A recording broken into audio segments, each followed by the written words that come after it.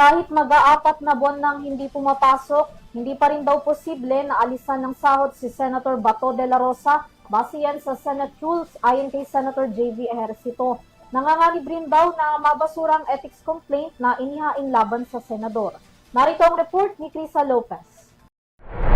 Posible umanong mabasura ang ethics complaint laban kay Senator Ronald Bato de la Rosa kung sakaling hindi maamyendahan ang Senate rules. Ayon kay Senator JV Ejercito, wala pang nakasaad na kautusan ng Senado na no work, no pay para sa mahabang pag-absent ng isang senador sa Senado.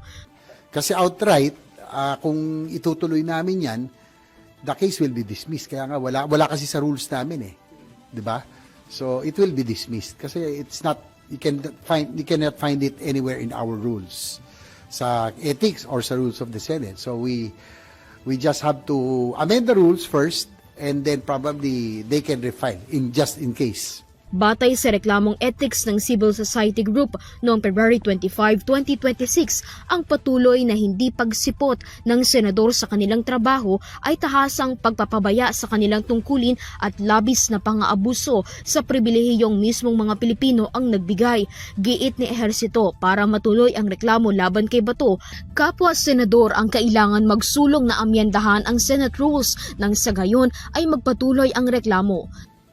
I think so. Kailangan talaga. Kasi kung hindi, kung ihihir namin yan ngayon, tsaka pang ano pa yun, not immediately, kasi panlima, pang-anim pa yun.